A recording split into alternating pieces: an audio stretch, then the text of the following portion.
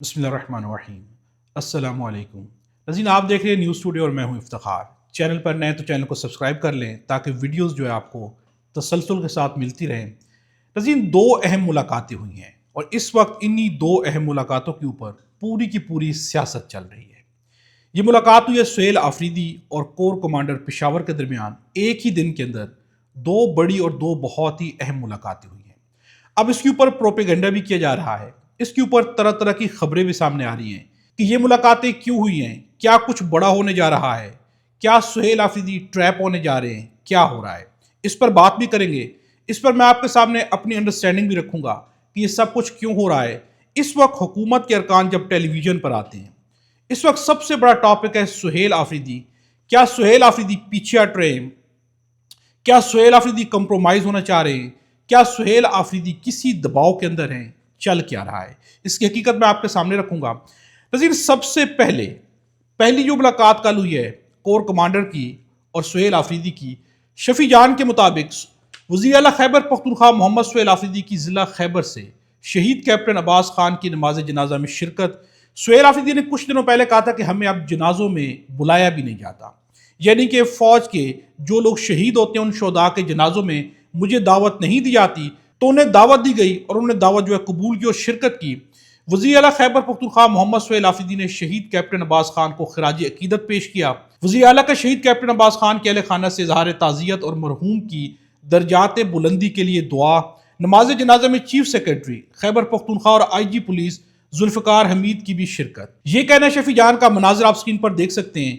एक जानिब सुहेल आफरीदी जनाजे को कंधा दे रहे हैं तो दूसरी जानिब कोर कमांडर पेशावर जो है जनाजे को कंधा दे रहे हैं, यानी शाना बिशाना दोनों चल रहे हैं, कंधे से कंधा मिलाया गया है। और ये एक बहुत अच्छा जेस्चर है। अगर एज ए रियासत देखा जाए, हर तरह के सियासी इख्तलाफात से हटकर देखा जाए तो मुल्क के लिए, किसी भी कौम की तरक्की के लिए एक बहुत अच्छा जेस्चर है कि जिसमें सिविलियन हुकूमत और उसकी जो एस्टेब्लिशमेंट है वो लोग शाना बिशाना खड़े हैं, लेकिन दोनों का टारगेट रियासत होना चाहिए। ये सबसे इंपॉर्टेंट है। अब नाज़रीन, जो दूसरी मुलाकात हुई है, ये मुलाकात हुई है एपेक्स कमेटी की मीटिंग के अंदर। वज़ीर आला खैबर पख्तूनख्वा सुहेल आफरीदी की ज़ेर सदारत सूबाई एपेक्स कमेटी का इजलास खत्म हुआ कल। चीफ मिनिस्टर सेक्रेटरीट में होने वाले इजलास में corps commander Peshawar lieutenant general Umar Bukhari, IG Khyber Pakhtunkhwa समेत आला हुकाम शरीक थे। ज़राए के मुताबिक 3 घंटे तवील जारी रहने वाले इजलास में सूबे में अमन ओमान की सूरत हाल से मुतल्लिक सूबाई हुकूमत और सिक्योरिटी इदारों के दरमियान अहम फैसलों पर इत्तफाक हुआ है। अब यहाँ पर भी कोर कमांडर भी मौजूद थे। सुहेल आफरीदी ने चेयर किया, अहम फैसले, अमन व अमान की सूरत हाल पर अहम फैसले किए गए और ये भी बहुत अच्छा है। यानी एक दिन में दो मुलाकातें हुई हैं। अब प्रोपेगेंडा कहाँ पर है? अब जो है सुहेल आफरीदी को टारगेट कहाँ पर किया जा रहा है और सुहेल आफरीदी के ऊपर क्या वाकई कोई दबाव है? यकीनन दबाव है। मैं आज आपके सामने दबाव भी रखूंगा कि सुहेल आफरीदी पर असल में दबाव है क्या। अब प्रोपेगेंडा क्या किया जा रहा है? सोशल मीडिया के मुख्तलिफ बयानात को मैं मजमूए के तौर पर आपके सामने रख रहा हूं। पहले सुहेल आफरीदी साहब की वज़ीर आज़म शहबाज शरीफ से मुलाकात, फिर बाबर सलीम स्वाति साहब की स्पीकर एजाज सादिक से मुलाकात। अब इन मुलाकातों को रंग दिया जा रहा है। फिर सुहेल आफरीदी की कैप्टन अब्बास खान शहीद की जनाजा में शिरकत और फिर एपेक्स कमेटी के इजलास में कोर कमांडर की शिरकत। या तो बर्फ पिघल रही है या सुहेल आफरीदी ट्रैप हो रहे हैं। अब आप उस बात से अंदाजा हो गया होगा कि ये जो मुलाकातें हुई हैं आनन फानन 1-2 दिनों के अंदर, इसके बाद अब सोशल मीडिया पर मुख्तलिफ आरा हैं। कुछ लोग हैं जो कि इनको पॉजिटिव लेते हैं, कुछ लोग हैं जो कि इनको नेगेटिव देखते हैं। अब इन दोनों के दरमियान में असल में क्या है? असल चीज है कि सुहेल आफरीदी ये सब कुछ क्यों कर रहे हैं, मैं ये भी आपके सामने रखता हूं। लेकिन अब जो है यहां पर कुछ प्रोपेगेंडा और भी है कि इन हालात में तीसरी कोई वजह नहीं हो सकती कि खासतौर पर जब मुलाकातें बंद हैं, खान साहब की सेहत के मुतल्लिक तशवीशनाक खबरें आ रही हैं, पूरा मुल्क बंद करने का ऐलान भी कर दिया गया और खासतौर पर जब सुहेल आफरीदी को अली मीन गंडापुर के इंजाम का भी इल्म है। बहरहाल ये मुस्बत पेशरफ्त है। ये भी कहा जा रहा है कि सुहेल आफरीदी जानते हैं कि अली मीन गंडापुर वो नहीं बनेंगे। लेकिन अब जो है ये सब कुछ जो चल रहा है इसकी असल हकीकत क्या है? अब मैं आपके सामने मुनीफ फारूक के 2 बयानात रखूंगा। मुनीफ फारूक के मुताबिक PTI की अंदरूनी सियासत में गंडापुर और आफरीदी दबाव में है, जबकि कलीमा खान KPK की मुकम्मल बंदिश का मुतालबा कर रही हैं। तालबा का सवाल तल्ख हकीकत है। 2013 से 2024 में तरक्की अवाम तक क्यों नहीं पहुंची? पेशावर मॉडल सिटी बनाना या सिर्फ एहतजाजी सियासत मिली? रियासत से टकराव और सूबा बंद करना किसी की रिहाई का हल नहीं है। यानी कि सुहेल आफरीदी और अली बिन गंडापुर पर दबाव भी रहा है। अलीमा खान कह रही है कि मुल्क बंद किया जाए, दबाव बरकरार है।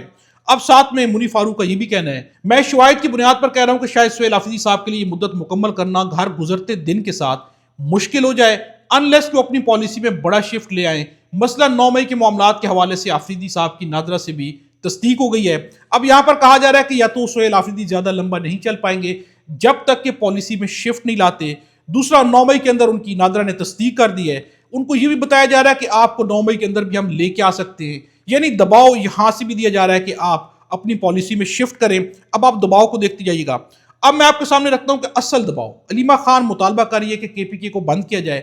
کل دوبارہ انسداد دہشت گردی کی عدالت کے باہر جو ہے علیمہ خان نے کہا کہ عمران خان کی صحت کو لے کر آپ دیدہ بھی ہوئی، اور انہوں نے کہا ہے کہ مسئلہ عمران خان کے اسپتال جانے یا نہ جانے کا نہیں، بات عمران خان کے لیے کسی کو درد نہیں ہو رہا، بات یہ ہے کہ عمران خان کی آنکھ خراب ہے، ان کی آنکھ ضائع بھی ہو سکتی ہے۔ علیمہ خان کا کہنا ہے کہ اگر آپ کے بچی کی آنکھ خراب ہونے کا اندیشہ تو کیا آپ اس کے لیے تکلیف نہیں لیں گے، کیا ہاسپٹل نہیں بھاگے گے؟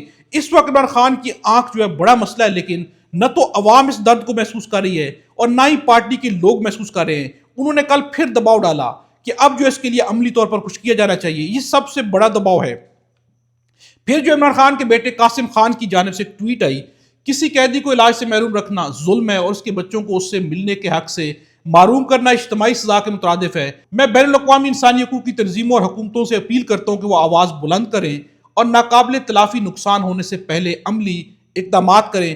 اب یہ بھی ایک دباؤ کی ٹویٹ ہے، یعنی کہ عمران خان کے بیٹے ہوں یا سسٹرز ہوں یا ان کی جو فیملی ہے وہ دباؤ ڈال رہی ہے کہ آپ لوگ اس تکلیف کو محسوس کیوں نہیں کر رہے، یعنی سہیل آفریدی اس وقت ٹارگٹ ہے، سہیل آفریدی اس وقت مین چیز ہے۔ یہ سارے کا سارا دباؤ چاہے حکومت کی جانب سے ہو، چاہے اداروں کی جانب سے ہو، چاہے جو علیمہ خان کی یا عمران خان کی فیملی کی جانب سے ہو، چاہے پارٹی کی جانب سے ہو، سارے کا سارا دباؤ جو سہیل آفریدی کے اوپر ہے۔ اب رانا ثناء اللہ کا کہنا ہے کہ ملاقات کا دن، وقت یا جگہ طے نہیں ہو، مگر وزیر اعظم بطور leader of the house, leader of the opposition سے ملاقات کریں گے۔ محمود خان اچکزئی سے بھی ملاقات کی جائے گی۔ اگر 8 فروری سے پہلے ملاقات سے سیاسی مومنٹم متاثر ہوا تو ملاقات 8 فروری کے بعد ہوگی۔ ابھی تک جو جگہ ہے وہ طے نہیں ہوئی ہے، ابھی تک نہ وزیر اعلیٰ KP نہ سہیل آفریدی اور نہ ہی اپوزیشن لیڈر سے اس حوالے سے بات ہوئی ہے، یعنی بات نہیں ہوئی، نہ جگہ طے ہوئی ہے، لیکن یہ ملاقات 8 فروری سے پہلے بھی ہو سکتی ہے اور 8 فروری کے بعد بھی ہو سکتی ہے۔ طارق فضل چودھری کا کہنا ہے کہ امید ہے 8 فروری کے بعد ملاقاتوں کا سلسلہ بحال ہو جائے گا۔ بشرا بی بی کی اپنے اہل خانہ سے ملاقات ہو چکی ہے اور عمران خان کی ملاقاتیں بھی متوقع ہیں۔ اپوزیشن کے زیر بحث معاملات بشمول ملاقاتوں کا مسئلہ بہتری کی طرف جائیں گے۔ وزیر اعظم مذاکرات میں اپوزیشن اور عمران خان کا موقف بھی سنیں گے، اور اگر یہ امور خوش اسلوبی سے حل ہو گئے تو ملک کی ترقی کی راہ میں حائل رکاوٹیں دور ہو سکتی ہیں۔ اب انہوں نے بھی کہا ہے کہ سب سے امپورٹنٹ چیز ہے کہ 8 فروری کی کال واپس لی جائے۔